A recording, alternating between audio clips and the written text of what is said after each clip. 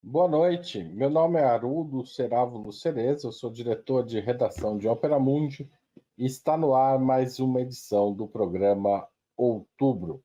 No próximo dia 19 de novembro, os argentinos, em segundo turno, escolherão o sucessor do atual presidente Alberto Fernandes. Dois candidatos se enfrentam, Sérgio Massa, ministro da área econômica de Fernandes, e Javier Milei, um histriônico direitista que muitos consideram mais perigoso que Jair Bolsonaro. Este é o tema central do programa de hoje. A Argentina vencerá o fascismo? Contamos com a participação de Ana Prestes, cientista social, mestre e doutora em ciência política pela Universidade Federal de Minas Gerais, analista internacional e estudiosa da história do ingresso da mulher na política brasileira. Rose Martins, formada em Relações Internacionais pela Universidade Federal Rural do Rio de Janeiro, mestra e doutoranda em Economia.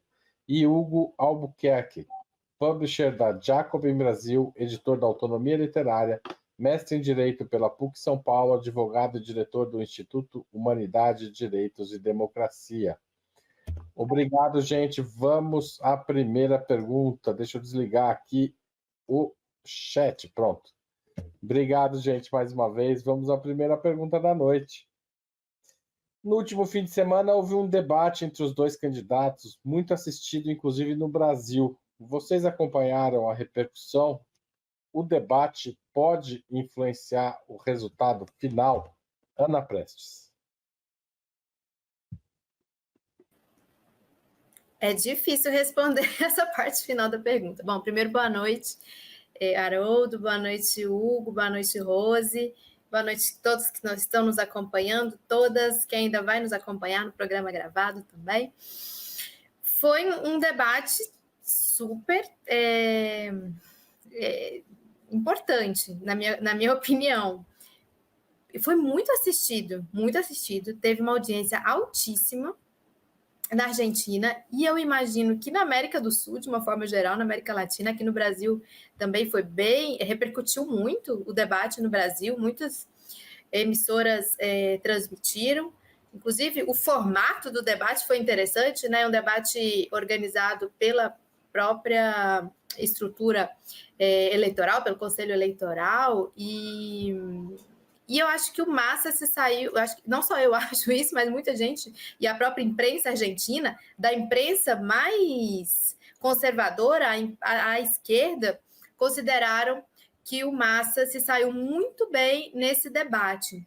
Ele adotou uma tática que, na minha impressão, deu muito certo. Ele fez, até pelo formato do debate, né, que é um formato bem interessante, ele fez um formato interessante porque pressupunha que o bom debatedor teria que ter uma boa gestão do tempo e fazer perguntas inteligentes, boas perguntas, que pudessem expor as contradições do seu oponente, principalmente. E eu penso que o Massa conseguiu expor isso, ele fez perguntas bem diretas para o Milei e acabou neutralizando algumas vantagens que o Milei poderia ter tido e não aproveitou, como explorar a questão da economia, explorar a questão da inflação. Acabou de sair o dado da inflação de outubro, 8%, a inflação do ano está 140%. Ou seja, mas nada disso o Milei conseguiu explorar no debate, porque realmente o Massa conseguiu desconcertá-lo com alguns pontos altos que acabaram ficando como folclore e vão ficar como folclore desse debate, dessa eleição, como a questão do psicotécnico, né? Por que ele saiu, Milei saiu do Banco Central, do psicotécnico, que ele não conseguiu passar. Então, isso vai entrar para o folclore, né, dessa eleição. Então, esse é um pouco o resumo do debate. Na próxima pergunta, se eu tiver oportunidade, eu falo um pouco mais. Agora, é difícil saber qual o impacto, porque é difícil saber se teve poder de convencimento de que mais pessoas vão votar, né, na prática, porque aqueles que já votaram, já têm intenção de votar, já estava mais ou menos definido pelo que as pesquisas apontam. A grande questão é se realmente houve impacto. Pelo menos na moral da tropa, eu acho que teve impacto, na moral da tropa do Massa e da campanha do Sérgio Massa. Obrigado, Ana. Passo a palavra para o Hugo Albuquerque. Boa noite, pessoal. Boa noite, Haroldo. A câmera aqui hoje está meio impaciente com esse calor, mas logo ela volta. Às vezes ela fica míope, ela balança. Um dia eu daria um jeito nisso, mas é meio folclórico da minha parte. Bom, eu vi o debate e a repercussão foi clara. Mesmo a mídia de direita, tipo o Clarín, que é o equivalente ao Estadão lá na Argentina, ele deu a vitória do Massa, do candidato peronista, na manchete. Debate decide a eleição, mais ou menos. Às vezes decide, uma edição de um debate decide. Hoje em dia, as edições são meio que a vida nas redes, né? Depende do que a campanha do Massa vai fazer com os cortes daquele debate nos grupos de indecisos. A gente tem muita dúvida, a gente vai entrar um pouco melhor a respeito disso, porque na Argentina, muito embora o voto seja obrigatório, como no Brasil, a crise econômica do país também está criando uma crise política e a abstenção foi alta. Lá na Argentina, eles têm um pré-primeiro turno que não tem aqui, que as primárias das chapas, elas são abertas e são a votação obrigatória também. Ainda que se espere uma abstençãozinha maior nessa votação que eles chamam de passo, foi muito alta, foi na ordem de 30 pontos. E isso caiu para 23 no primeiro turno, que ainda assim foi alto. Mas o que pegou muitas pesquisas no contrapé, pesquisas que, é importante dizer, não são muito boas lá na Argentina, é porque o quórum de votação subiu 7 pontos. E a maioria desses votos foi para o Massa. O Milei manteve a média do que ele teve entre quem votou nas primárias, ele manteve essa média no primeiro turno entre esses eleitores que entraram. Porém, o Massa goleou todo mundo. Ele goleou todo mundo nesses 7 pontos de eleitor novo. Agora a gente não sabe exatamente a abstenção, porque existe uma chance muito grande que basicamente alguns eleitores não votem no segundo turno, porque seus candidatos não estão lá, e os dois candidatos que disputam têm uma rejeição alta. As pesquisas não estão investigando isso, mas o que elas investigam e apontam é que ainda há um grande número de voto em branco e de indecisão, na casa de mais ou menos uns 8 pontos, e caindo. Na penúltima semana, caiu bastante o voto em branco e o voto e a indecisão no voto, mas ainda assim isso tem um número alto. Os dois candidatos estavam em crescimento antes das pesquisas. As pesquisas todas erraram para o primeiro turno, mas algumas acertaram a curva, e no agregado acertaram a curva. Massa crescendo, Milei caindo. Dessa vez elas atestaram uma semana antes, porque agora é proibido fazer pesquisas nessa semana final para aumentar o drama, é que os dois estavam crescendo. E claro que o debate pode ter tido impacto, sobretudo na classe média alta, que é quem vai decidir essa eleição. Obrigado, Hugo. Massa. Para o Massa. Você acha que vai ter impacto positivo para o Massa? Rose, você é otimista como o Hugo ou não? Boa noite, Haroldo, Hugo, Ana, boa noite a todos que estão nos assistindo. Mais uma vez, muito bom estar aqui com vocês numa mais uma edição do programa Outubro. Bom, eu acho, assim, concordo com a Ana, que é uma resposta difícil, mas eu acompanhei o debate e também análises lá da Argentina e também de analistas brasileiros, e parece que está claro que o debate foi muito ruim para o Milei. Acho que a percepção que eu tive é que o Massa conseguiu explorar algo que foi difícil fazer aqui no Brasil com o Bolsonaro, que é passar a impressão para o público que está assistindo de que o candidato é despreparado para lidar com as questões do seu país. A Ana falou aqui, contou a parte do psicotécnico, né, que foi até engraçado, de que o Milei não teria passado no psicotécnico para continuar. Acho que era um estágio que ele fazia no Banco Central. Mas o Massa também explorou outras questões, né, como as relações com o Brasil, as relações com a China, né, a questão da gratuidade da educação.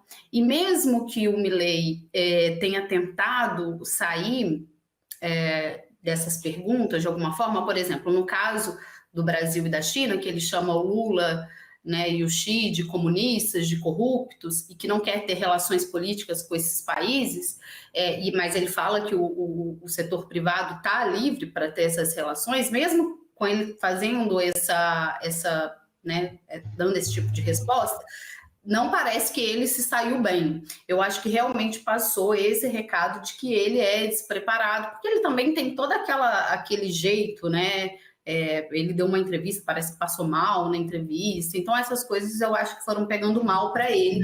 Eu acho que a estratégia do Massa também foi essa, justamente essa intenção de mostrar que ele não é um candidato preparado.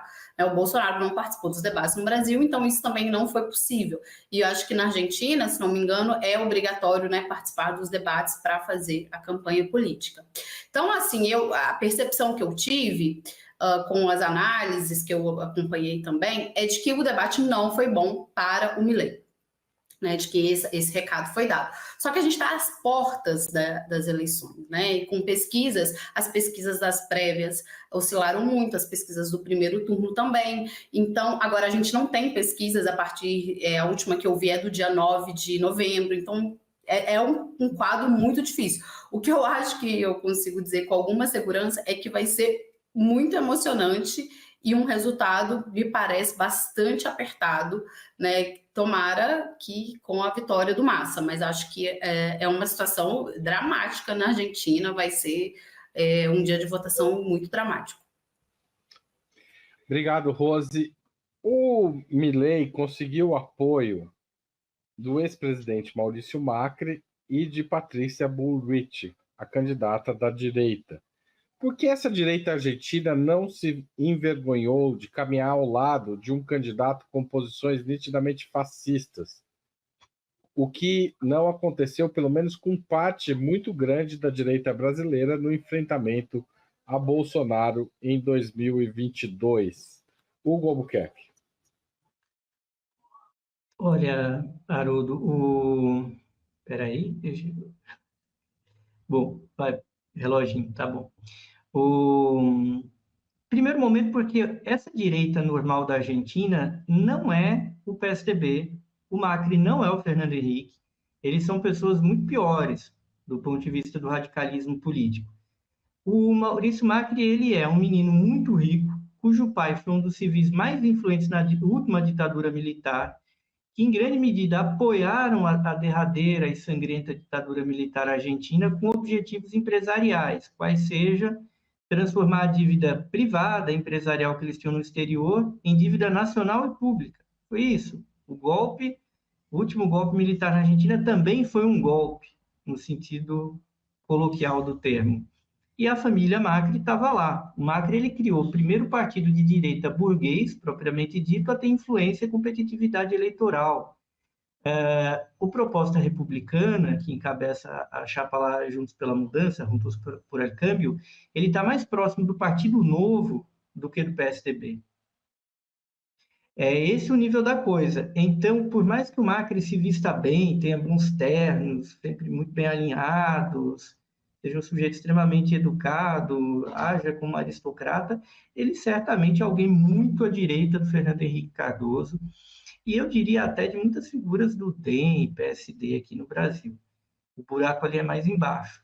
Mas eu acho que surgiu uma certa ilusão na Argentina, em torno dele, e na América Latina também. O Macri, inclusive, ele é responsável pela radicalização que levou o Milei, porque ele passou os últimos anos sabotando o que seria o nome mais forte do partido dele, que era o Larreta, prefeito de Buenos Aires, que lá é tipo um distrito federal, a cidade autônoma de Buenos Aires, e o Larreta foi sabotado, foi destruído pela ação do próprio Macri, que bancou a Patrícia Bullrich, que é filha também de uma família não tão rica, mas da elite tradicional argentina. Então, ela foi lançada pelo Macri porque o Macri queria alguém próximo dele, mesmo que não fosse candidato mais competitivo. E quando o Milei apareceu, o Macri não centrou fogo no Milei. Ele apostou em duas botas, na verdade. E simplesmente apoiou o Milei, muito provavelmente isso já estava decidido antes. Cá entre nós, isso ajudou muito o Milei, porque isso, nas pesquisas, isso é comprovado. Ele conseguiu direcionar um voto da classe média alta tradicional da Argentina a favor desse radicalismo de extrema-direita. Macri, que teve posições muito parecidas com Bolsonaro durante a pandemia, viu? Só a gente buscar um pouquinho, Então, a coisa ali é feia. E eu acho que é natural esse apoio dele. Obrigado, Hugo. Rose Martins. Olha, eu confesso que eu não entendo muito, assim,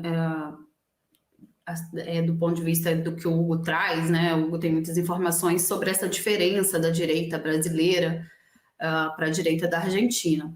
Mas eu também acho que tem o seguinte, né? A direita brasileira também viveu o Bolsonaro, os 4 anos de Bolsonaro. E acharam que seria talvez um contraponto, o Bolsonaro seria um contraponto para derrotar a esquerda, e depois eles voltaram e eles viram que o caminho não seria tão fácil assim, né? E então, ao que sobrou de uma pandemia com mais de 500 mil mortos no Brasil, com um discurso negacionista fortíssimo, e com essa direita limpinha que a gente tem aqui, foi apoiar a candidatura do Lula, né? E a gente sabe também que há muito a contragosto e fazendo bastantes cobranças, né? Porque essa frente amplíssima aí está cobrando a sua parte. E eu acho que a Argentina, pelo menos, não teve essa experiência. Não estou falando aqui que o Macri é nenhum santo, e o Hugo muito bem trouxe a posição dele na pandemia. Não estou falando que o Macri é nenhum santo, mas acho que não teve uma experiência de ter, nos últimos anos, uma pessoa com um discurso do Milei. O cara é maluco mesmo, assim, para falar, para usar um termo popular. Ele defende, ele é mais radical que o Bolsonaro, né? Ele defende a dolarização da economia, a extinção do ensino público, que é uma grande característica do Estado da Argentina, né? Que até as universidades são públicas, de acesso universal. Ele defende a extinção, né? Ele até voltou atrás, me parece, aí no debate para falar que no curto prazo ele não vai extinguir o ensino público nas universidades, mas aí vai ver como é que vai fazer no médio prazo. Defende o fim do Banco Central. Ele tem uma posição que parece que dilui qualquer questão do Estado Nacional da Argentina, qualquer interesse sério da população, fala em casta, enfim, é um discurso extremamente radical, um discurso extremamente danoso. Agora, eu também não me surpreendo com a direita, né, e o Macri também saiu uma carta e agora com vários apoios, eu não me surpreendo com essa direita que sempre pende para o lado dos radicais de extrema direita, né, da direita mais da direita ultraconservadora, né, que defende o neoliberalismo até as suas últimas consequências. E no Brasil, eu acho que eles também não tinham muita saída. Se a gente fazer esse comparativo, a minha percepção é que eles não tinham muita saída também, porque saíram completamente enfraquecidos. Se acharam que poderiam usar o Bolsonaro como uma etapa para enfraquecer a esquerda, eles viram que a história não era bem assim. Acho que o Bolsonaro saiu mais fortalecido. Mas, assim, estou tentando só fazer um paralelo para entender esse apoio. Eu acho que é por aí. Ana Prestes. Eu penso que não há nenhum constrangimento nesse apoio, porque é uma questão de oportunidade. É quase como no Brasil, isso parecido com o Brasil, né? Então, é uma oportunidade de deslocar o peronismo do centro do poder, que eles ocupam há bastante tempo, e o peronismo é extremamente forte na Argentina. Então, você está passando um cavalo selado, digamos assim, para esses setores da direita, os setores liberais, que o Hugo já detalhou aqui as características, principalmente do Macri, e a Rose complementou. Então, eles preferem a incerteza, porque essa incerteza também traz oportunidade, de novo, usando essa palavra, né? Mas traz oportunidade de você deslocar gente do poder e ocupar esses espaços. Então, é uma aposta, acho que é uma aposta até mais na incerteza do que vai ser um possível governo Milei, do que em qualquer solidez, em qualquer projeto que possa estar por trás dessa candidatura, como a abertura de um espaço político. Óbvio que, mesmo o Milei vencendo essa eleição, vai ser muito difícil governar, porque o Congresso é muito desfavorável a ele, né? O Congresso que saiu das eleições é desfavorável ao Milei. Então, também esse deslocamento de poder, ele não é tão simples. Então, acho que esse é muito o cálculo político que se faz. E é incrível que o próprio Milei, ele ataca também esses seus apoiadores, né? Ele ataca o Macri, ele ataca a Buric, ele, por exemplo, ele ataca o Macri, fala que o Macri faz parte dessa casta, ele usa umas palavras bem características, né? Então, faz parte dessa casta que gerou esse câncer, ele fala assim, esse câncer que é a inflação e a situação financeira da Argentina e a perda da capacidade de compra, né? E a perda da renda. Nesse debate mesmo que a gente estava conversando, tem um momento em que ele acusa o Macri de gerar a baixa de renda, né? A redução de renda das pessoas. E mesmo assim, eles estão lá porque eles preferem a aposta nessa incerteza do que deixar que o peronismo continue governando, continue no poder. Obrigado, Ana. Vocês consideram que Milei é uma ameaça à integração sul-americana?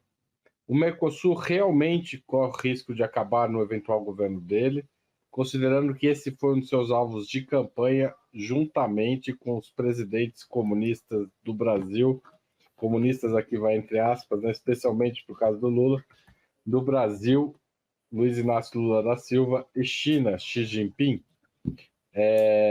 Começo pela Rose.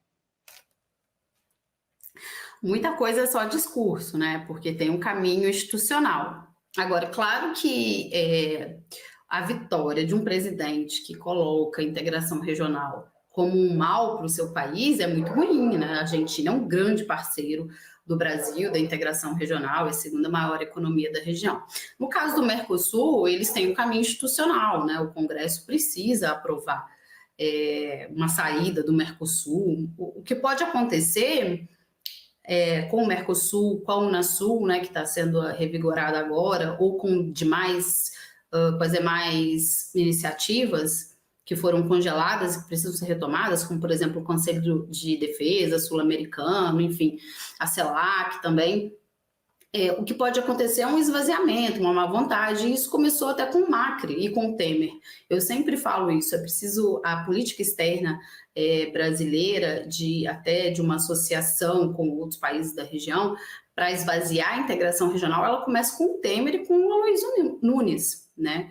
Eles eles se engajaram nisso. Eu conversei na época, eu fazia uma pesquisa, eu conversei com uma funcionária da Unasul, que ela detalhou, assim, questões, os acordos diplomáticos, né, aquelas movimentações diplomáticas para esvaziar. Agora, esse discurso dele é muito ruim para o público interno, tanto da integração regional como de uma maior aproximação com o Brasil e com a China. A Argentina agora tem a questão dos BRICS, né, e ele já se posicionou contrariamente a isso. E além dessa via institucional que ele precisa, né, para impactar diretamente na integração regional, tem uma questão dos interesses internos também. Em relação à China, por exemplo, e vamos colocar aqui em relação à China e ao Brasil, né? Teve uma delegação da Argentina, das empresas privadas do setor automotivo, que teve aqui no Brasil, acho que no início de julho, né, para discutir uma maior integração com o Brasil. As exportações aumentaram. Em relação à China, tem o setor do agro, os interesses do setor do agro. Então, ali na prática política, né, a gente vai ver qual vai ser o poder dele de levar adiante, caso ele vença as eleições, de levar adiante esse discurso bravateiro que ele faz questão de sempre... O Lula e a questão do Brasil e a China está sempre aparecendo no discurso dele. Sempre que a gente vai ver alguma coisa que o Milei está falando, ele fala sobre... Com essa questão, essa pegada de chamar o Lula de comunista, né? De falar que vai privilegiar as relações com o Ocidente. Inclusive, agora ele tem falado muito de Israel, né? Que ele quer fazer negócios com o mundo livre, né? Que os Estados Unidos e Israel. E além disso, né? Além dessas questões de ordem interna dos interesses internos e de uma via institucional que ele precisa, que parece que vai ser mais dureza para ele no Congresso, eu acho que a política do dia a dia acaba se impondo, né? Então, eu não acho que vai ser tão fácil ele fazer isso. Agora, o discurso é ruim, a retórica é ruim, envia um recado ruim, existe um esvaziamento diplomático que tem impactos nessas organizações, mas por ele sozinho, por si só, ele não tem a capacidade de fazer uma reorientação brusca, porque eu acho que é isso, a correlação de forças da política, os interesses internos do setor privado, coloco aqui friso aqui do setor automotivo e do agro, para falar do Brasil e da China, eles fazem também, eles vão fazer seu jogo político dentro da Argentina. Obrigado, Rose. Ana Prestes. Bom, totalmente. É uma ameaça à integração sul-americana, com certeza, uma vitória do Milei. Tanto é que a minha impressão é que uma das preocupações do presidente Lula, entre várias, com essa eleição argentina, também é essa questão. Também tomando como ponto de apoio esse último debate, é interessante que o Milei, ele sempre ataca junto, né, o Brasil, a China e o Mercosul. E como ele diz que ele é o candidato da liberdade, né, o candidato libertário, então ele justifica ideologicamente esse afastamento e rompimento, inclusive, de relações comerciais, sejam elas quais forem, porque são países que não respeitam. Ele coloca tudo no mesmo bolo, né? Países que não respeitariam as liberdades individuais, não respeitariam a democracia. E essa foi mais uma oportunidade do Massa ganhar dele no debate, né? O Massa citou números, quantos empregos seriam perdidos no caso desses rompimentos, quantos milhões de dólares. Massa falou 2 milhões de empregos seriam perdidos na Argentina. Deu uma oportunidade para o Massa explorar o seu domínio, inclusive técnico do tema, e o desconhecimento do Milei sobre os impactos. Tanto é que teve uma reação importante com essas falas dele, inclusive o embaixador argentino no Mercosul fez uma fala também muito importante, demonstrando o que isso significaria na prática, esses rompimentos. E tem um espectador nosso aqui, acho que é o Cauê, que falou que o Uruguai também ameaça hoje a integração e a própria existência do Mercosul. E ainda tem esse fator, né? Um Milei vencedor se juntando com o Lacaipu do Uruguai seria uma ameaça concreta a existência do Mercosul e talvez de voltar, e aí eu achei interessante que a Rose lembrou disso, realmente o Brasil jogou um papel com o Temer e o Aloysio Nunes de paralisação do Mercosul.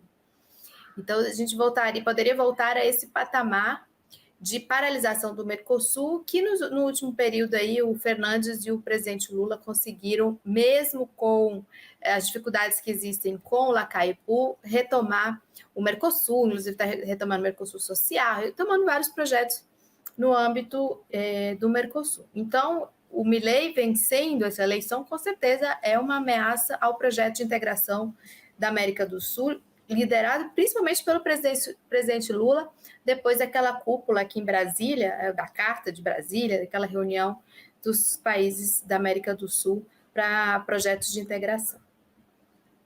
Obrigado, Ana. Hugo Albuquerque. Bom, O Hugo, inclusive, pintou o cenário da casa dele para falar de Argentina.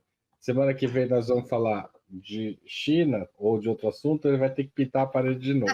Mas desculpa, Hugo. Não, procura outro cenário aqui. Mas esse azulzinho não é de... É quase um lilás esse azul aqui. Ele...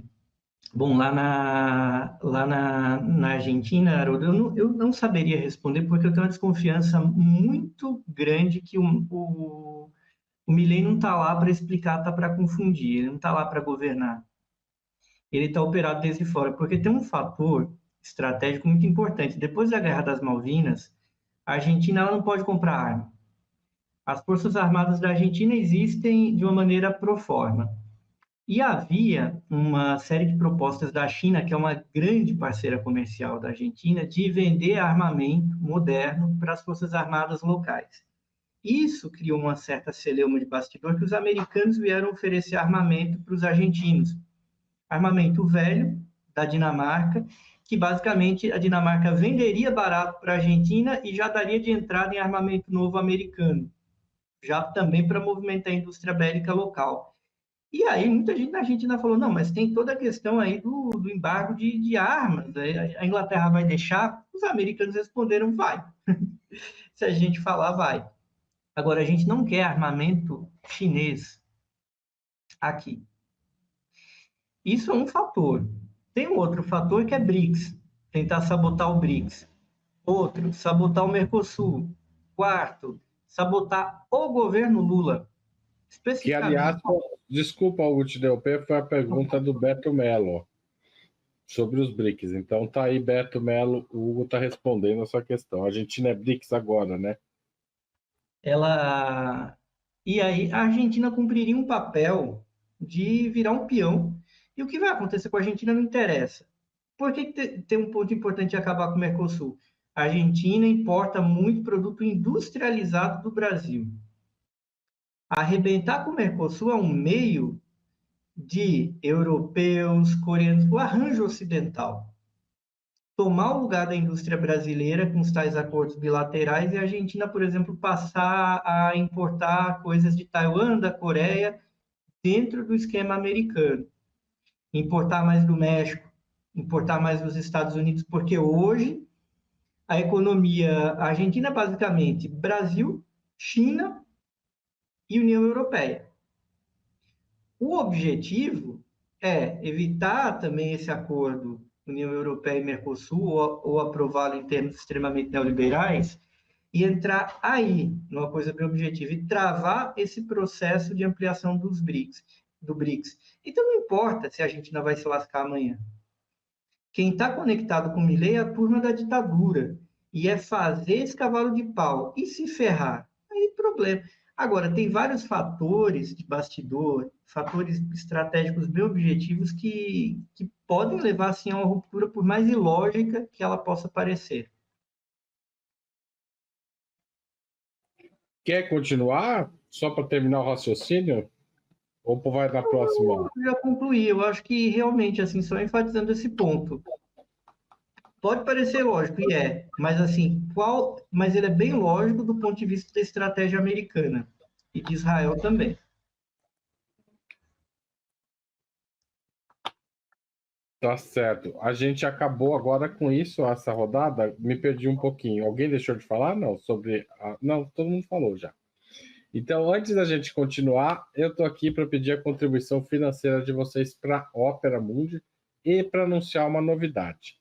Durante este mês de novembro, ou seja, de hoje, de 14 de novembro até dia 30 de novembro, quem fizer assinatura anual de Opera Mundi vai ganhar um livro autografado do Breno Altman, fundador do site titulado Programa 20 Minutos, que a gente exibe todo dia às 11 da noite, e também do Programa Outubro, apesar dele não estar sempre aqui, hoje estou eu no lugar dele.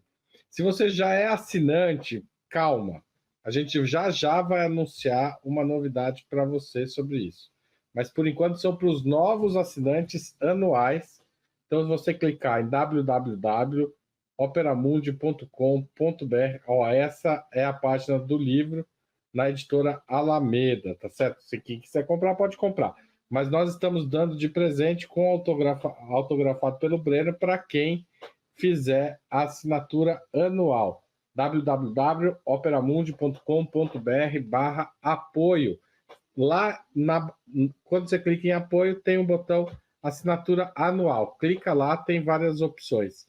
O livro também vai ser lançado em Paraty durante a Flipei. Então, pessoal que está indo para Paraty, o Breno vai estar lá, vai participar de debates no Baco, antigo Baco, na Flipei, na Festa Literária Pirata, lá de Paraty, e para falar sobre sionismo, contra o sionismo, é o título do livro do Breno, reunindo algumas das intervenções que ele fez aqui em Opera Mundi. A gente transcreveu, editou, melhorou o texto e estamos publicando aí. Então, quem quiser pode assinar. Tem outras formas de continuar apoiando a Opera Mundi. Mandar superchat, super sticker, se tornar membro pagante. Hoje, por exemplo, a Verônica Xavier se tornou membro pagante. E a gente tem também o Caê Cavalcante, obrigado, que fez uma pergunta que não está diretamente relacionada ao tema, que é a questão do trigo argentino. Se alguém tiver condições de responder isso também, a gente agradece, mas eu acho que está um pouco fora. Nós estamos mais focados aqui na eleição mesmo. Obrigado, Caê. Mesmo que Massa vença as eleições, qual o estrago provocado pela candidatura Milei? Considerando, inclusive, o que o Hugo falou, que ele veio mais para confundir do que para resolver ou explicar. Ana Prestes. Olha, são muitos os impactos, mesmo que o Milei não vença, e está casado com outras campanhas e eleições de fato aqui da América do Sul, a eleição do Bolsonaro, a campanha do Cast lá no Chile, não só a campanha presidencial, mas o que eles conseguiram fazer depois de derrota do processo de constituição, impor uma vitória de um texto constitucional que agora vai precisar a esquerda se mobilizar para rechaçar, né, no Chile. Então, veja, no Chile, um Cast derrotado, o estrago que ele fez no pós-eleição do Boric, né? Conseguiu derrotar o processo constitucional e impor uma Constituição que ela é aterradora, um texto constitucional aterrador, que agora vai a luta se vai ser rechaçado ou não. Então, para além disso, essa candidatura do Milei, ela traz um esvaziamento de um debate político mais sério, né? Ele leva o debate político para uma ridicularização, para um empobrecimento de conteúdo, para esse lugar do histriônico, né? Do cara com a motosserra que vai cortar o Estado, que o Estado é muito grande, que vai cortar direitos. Outra coisa grave, relativização da importância dos direitos conquistados, do que é direito, transformando muitas vezes a noção de que os direitos conquistados, na verdade, são um peso e que eles são a justificativa da vida, da deterioração da qualidade de vida das pessoas. Acho que isso é gravíssimo. Consegue também rearticular a extrema-direita, reacender uma extrema-direita na Argentina e a rearticular internacionalmente, principalmente aqui na região. Relativização das conquistas democráticas e de um processo de uma justiça de transição que é exemplar para o resto do continente e até para o mundo, né, que conseguiu punir os seus algozes, punir os ditadores. Então, essa Vitória Villarruel, que é a vice dele, né, eles conseguiram pautar algo que era impensável até pouco tempo atrás que fosse pautado na Argentina, porque a sociedade civil argentina ela é poderosa e conseguiu impor isso ao Estado argentino, né? Não tergiversação com o que representou o período ditatorial, quem foi que promoveu as torturas, as mortes, os assassinatos, e seria impensável se voltar a pensar em algo semelhante. Então, todo esse processo é um estrago que se faz, mesmo que ele não vença as eleições. Obrigado, Ana. Hugo Albuquerque. Olha, Haroldo, eu acredito que o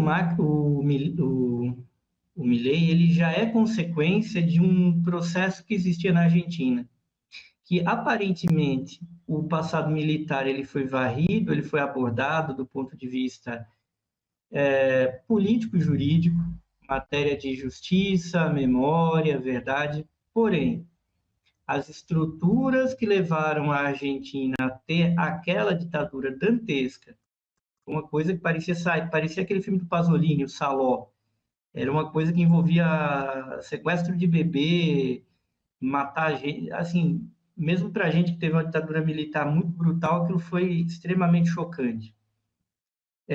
O Milei vem daí. A Ficha Ruel, que é a vice dele, era de um movimento que vitimizava os torturadores e os carrascos, os verdugos da ditadura. Falava, não, os militares foram vítimas também, porque a gente tem que discutir a violência que os guerrilheiros perpetraram. Então, durante muito tempo a gente alimentou isso, porque sim, é verdade que a Argentina fez muito mais do que o Brasil em matéria disso, mas a parte que nos toca, a estrutura dura da economia não foi alterada. Vide que a família Macri estava lá e está aqui, elegeu até filho presidente. Então, isso não veio do nada. Isso veio de uma manutenção. Agora, o que aconteceu? Com a desmoralização da extrema-direita, a Argentina ela não conseguiu criar algo que fugisse aos dois partidos principais históricos, que tampouco são partidos de esquerda. A União Cívica Radical era um pouco no começo, depois se tornou um partido de centro ligado a uma classe média mais rica e elitista, e o peronismo, um partido nacional popular que tinha de direita e esquerda, e foi quem implementou o neoliberalismo. Quem implementou o neoliberalismo na Argentina foi o peronismo. Só que não havia um partido de direita propriamente dito. Então, o Macri inventa isso, e parece que ia parar por aí.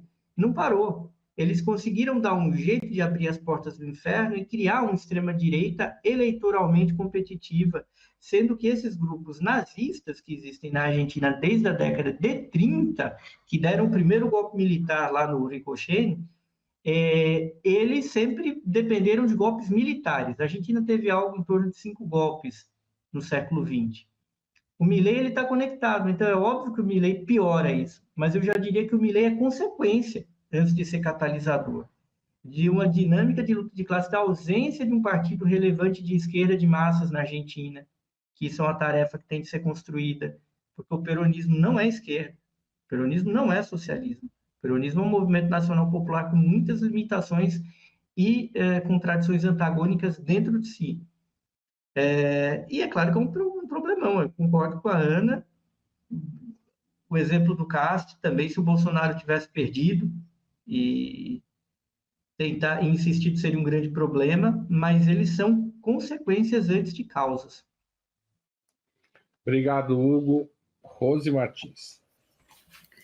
A sua pergunta foi sobre o estrago, né? Eu acho que tem um estrago e tem também a lição, né? Porque a lição dele ter chegado no segundo turno, caso ele não ganhe, de chegar no segundo turno, de mobilizar as pessoas. A lição de que o reformismo fraco não está entregando soluções para o povo, né? Não tá, as pessoas querem mais. E no caso da Argentina, do Fernandes, foi uma decepção muito grande, né? Ele ter mantido os termos daquele acordo com o FMI, né? Teve aquela briga com a Cristina por causa disso, e agora temos aí o ministro da Economia dele como candidato. Então, também acho que tem a lição, e que se aplica a vários países da nossa região. O Hugo trouxe aqui, falou sobre o Bolsonaro e a Ana do Cast. Eu acho que o maior dano, né, o maior estrago é a normalização que esses políticos de extrema-direita trazem de alguns assuntos. Né? Esses assuntos que até um tempo atrás a gente ficava estarrecido, ou eles não estavam normalmente nos noticiários, ou as pessoas estavam falando, eles ficaram normalizados. Eu acho que o deles, que é extremamente danoso para o Brasil e que também agora está ganhando corpo na Argentina, é a questão do porte de armas, né? Disso ser absolutamente normal, as pessoas, os civis, andarem armados. Eu acho que no Equador também teve essa questão nas últimas eleições, também fez parte da pauta da campanha do candidato, que inclusive saiu vitorioso. Tem uma candidata, eu não sei exatamente, agora eu não me lembro o nome dela, que ela está falando em aborto masculino, né? Tipo, o pai poder abrir mão, ser legal o pai não ter obrigações com o filho. Eu acho que é desse partido aí do... Acho que é deputada, ela foi eleita deputada, não foi? Isso, deputada, isso, exatamente, obrigada. Ela foi eleita deputada e até, desculpa te interromper, a gente dá uns minutinhos, mas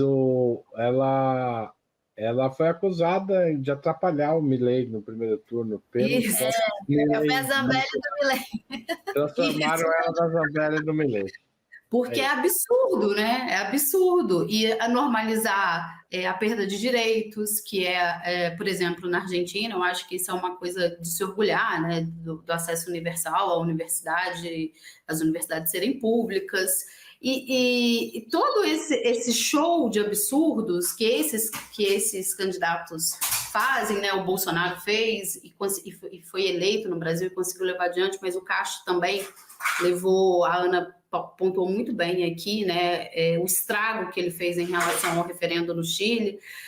Então, eles normalizam, eu acho que esse é o grande dano, eles normalizam coisas que não eram tão normais assim, né? A gente sabe que a gente tem um problema histórico, o Hugo também falou da ditadura na Argentina, a gente teve aqui, e o revisionismo histórico também, para falar disso, porque a memória da ditadura na Argentina também é algo muito caro a eles, né? E tanto a vice do Milei como o Milei também querem fazer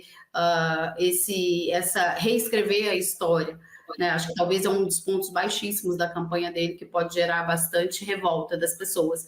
Mas é isso, eu acho que para sintetizar, eu colocaria como realmente a normalização de questões totalmente antipopulares e de causas, de direitos conquistados que é muito fácil nas redes sociais e na TV falar e relativizar e ser contra eles. Eu acho que esse é o grande... E as pessoas compram esse discurso porque ele é antissistema também, porque essa esquerda não quer fazer o discurso antissistema. Então, acho que tem a lição e tem o dano, né? E acho que o principal dano é a normalização, realmente, desses absurdos. Obrigado, Rose. Passo a quinta pergunta da noite. Lula deu declarações não explícitas, mas bastante claras sobre sua preferência por Massa. Isso tem peso relevante no eleitorado argentino a essa altura? Por outro lado, Bolsonaro também apoiou explicitamente Milei. A vitória de Milei pode reforçar o bolsonarismo no Brasil? Essa é a campanha mais brasileira das eleições argentinas até hoje? Hugo Albuquerque. Olha, eu diria que o Massa ele só está no segundo turno por conta do apoio do Lula e da ação do Brasil para tentar impedir um colapso econômico na Argentina. O Milei não escondeu de ninguém que queria o colapso econômico. O Lula tá impedindo o colapso econômico? Do contrário, eu não acho que o Massa estaria competitivo na última semana de segundo turno. O Bolsonaro já atrapalha o Milei. Milei tem uma fidelidade pelo Bolsonaro, mas o Bolsonaro é profundamente impopular na Argentina. Porém, o eleitor nem sempre faz essa relação. E isso é um problema dos nossos movimentos de esquerda, no caso da Argentina, uma esquerda que não tem partido, mas existe, como um movimento popular e progressista, inclusive com conquistas muito relevantes, mas é a falta de uma pedagogia política, de discutir e politizar. O custo da educação política é isso, da falta de educação política. Quando a gente vê, por exemplo, Cuba, vê a Venezuela, tem muitos defeitos, mas tem muitas virtudes que você fala com os militantes, as pessoas têm uma educação política grande e elas sabem se localizar e sabem localizar quem são os atores. Infelizmente, o eleitorado argentino não tem essa capacidade como o eleitorado brasileiro não tem. Então, ele perfeitamente pode rejeitar o Bolsonaro, a presença do Bolsonaro, pode sim tirar votos do Milei, como eu acredito que tira, mas isso não torna o Milei inviável, né? É uma eleição, sim, acho que se o Milei ganhar, vai ter um custo muito alto para o Brasil, terá certamente um custo maior para a Argentina, como todo mundo colocou aqui. O Milei ele é um cruzamento de Carlos Bolsonaro com um militante genérico do MBL, ele não é o Bolsonaro, ele é o filho, problemático. Mas vai gerar um dano aqui. Vai reforçar o bolsonarismo? Não necessariamente. Ajuda, dá um ânimo, melhora a moral da tropa. A questão do bolsonarismo no Brasil vai depender de variáveis internas, do que é que o governo Lula vai fazer, os resultados que ele vai poder colher do ponto de vista econômico, do ponto de vista social e daquilo que ele fizer politicamente. Eu sinto que ultimamente o Bolsonaro anda um pouco mais animado, não ia lançar candidato a prefeito aqui em São Paulo, lançará. O Bolsonaro terá um candidato dele em São Paulo, capital, coisa que estava vetado há um mês, mas vocês vejam que esse cenário é muito dinâmico que a gente vive no mundo. Então, eu não acho que o Milei vai dar certo só por isso, não acho que o Massa necessariamente vai ter facilidade para governar caso ele ganhe com o Lula aqui, porque tem muitos desafios ali. Eu acredito que o Milei vai ser um desastre. E ele não está preocupado com o contrário. Eu temo pelo povo argentino, eu temo pelo impacto disso aqui no Brasil, por tudo que eu já coloquei. Mas também eu não sei se o Massa governará com muita facilidade, não, porque eu não sei se ele será capaz de empreender as reformas que a Argentina precisa, inclusive do ponto de vista monetário. Os argentinos ficam, nossa, como a gente tem uma inflação tão grande e o Brasil tem uma inflação só de 3%. Basicamente, a Argentina faz tudo errado do ponto de vista monetário. A gente não tem que aprender com o Brasil, a gente tem que aprender com a Bolívia, que é um país muito menos desenvolvido que a Argentina e faz a lição de casa. Então, eu me preocupo nesse sentido, mas é um pouco paradoxal essa brasilificação da eleição argentina. Obrigado, Hugo. Rose. Olha, eu concordo com o Hugo, assim, é paradoxal, eu acho que também não é automática, mas também não dá para excluir, né, da análise, né, os fatores. Eu tive a impressão que quando o Lula ganhou a eleição, o Fernandes deu um respiro de alívio, assim, ele ficou muito aliviado, ele veio, né, visitar o Lula no dia seguinte, porque as coisas estavam muito feias para ele. Então, acho que assim, o Lula, o Lula é popular na Argentina, né? Então, assim, também a forma que o Lula agiu também para questões internas da nossa economia, né? De evitar que os fornecedores brasileiros levassem calote, acabou dando um respiro para a Argentina, e aí concordo com o Hugo, né? Porque a gente tem um quadro econômico na Argentina de inflação, acho que está 140%, né? Acumulado. E o candidato a presidente que está indo para o segundo turno é o ministro da Economia. Então é um quadro assim, extremamente complexo de entender até assim.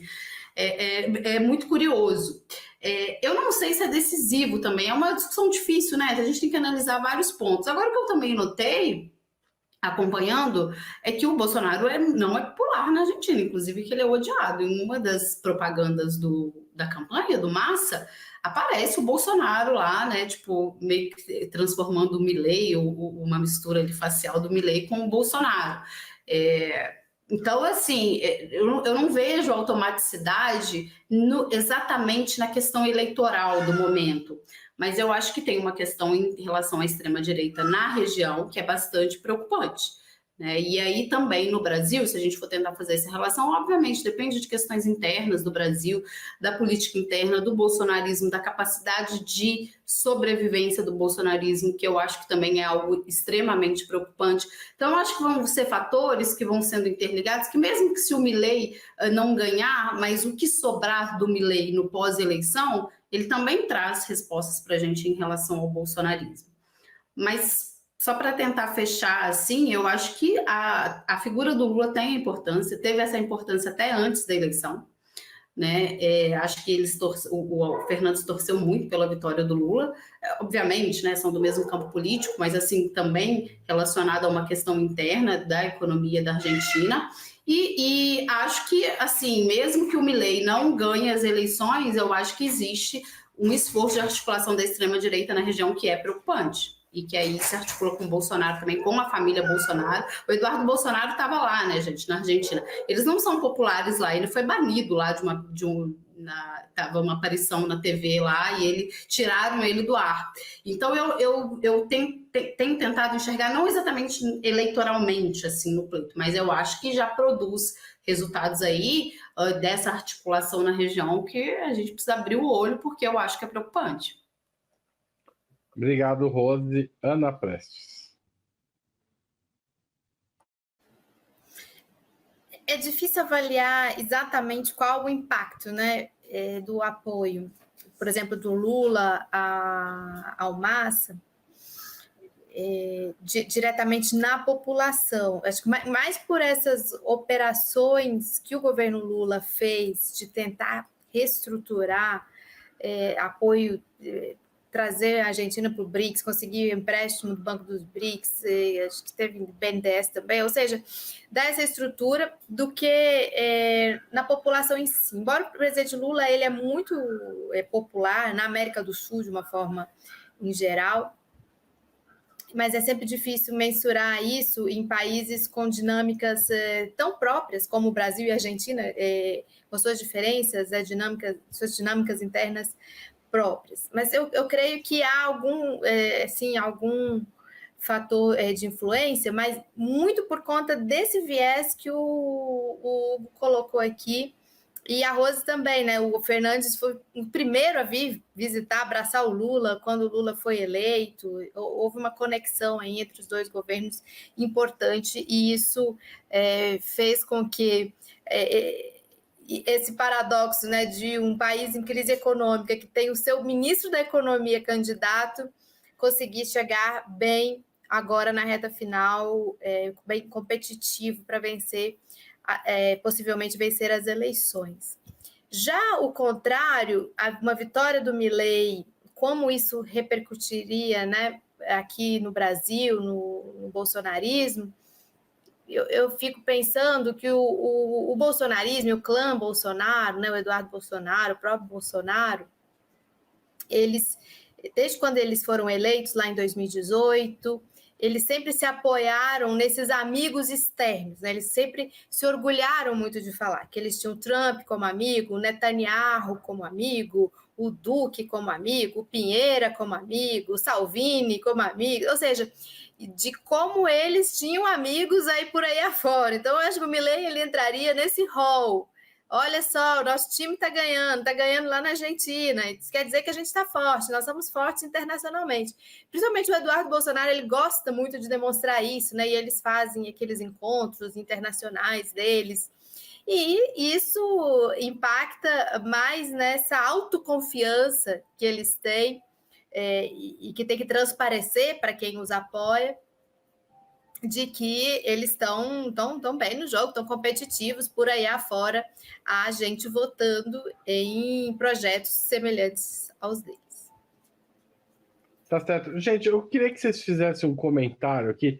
Queria agradecer ao Antônio Carlos por ser, né, que eu acabei de pôr na tela. A pergunta dele está relacionada à que eu fiz, não citei você antes, mas obrigado, Antônio Carlos. Mas o Podepá faz um comentário, um salve ao Partido Comunista Argentino que está chamando voto nulo e não está encampando propaganda afetiva e não está comprando 6 por meia dúzia. Queria que vocês comentassem esse comentário do Podepá, ou Podepa, sei lá o que significa. Não sei se está correta a informação sobre o Partido Comunista Argentino, mas essa posição é razoável? O que está por trás dela? Eu acho que não precisa de 3 minutos para isso. Vou dar um minuto para cada um de vocês. Pode ser? Hugo, você começa. É que não é o Partido Comunista principal. É uma longa história. É um Partido Comunista menor. A Cisão ainda pode explicar isso melhor. Mas ele não até no Twitter ele é menor. É uma das muitas divisões que rolou lá com o tempo. Não que o Partido Comunista Argentino, o principal, ele seja lá muito grande, né? A Argentina tem um histórico aí muito problemático, está ligado com a derradeira ditadura argentina e com a relação desse Partido Comunista com o peronismo. Mas, provavelmente, esse grupo menor, o Partido Comunista Argentino principal, apoia o MAS, mas esse grupo menor, provavelmente, ele está ecoando algumas teses muito próprias do marxismo-leninismo da Argentina, de não apoiar nenhum nem outro e ter uma desconfiança com o peronismo. Que é errado, né? É óbvio que é errado. Mas é um problema específico da tradição marxista-leninista da Argentina. Rose. Olha, eu li sobre isso hoje, eu acho que é isso que o Hugo falou, é um grupo minoritário, né? Não é a esquerda, digamos assim, radical que está unida contra a candidatura.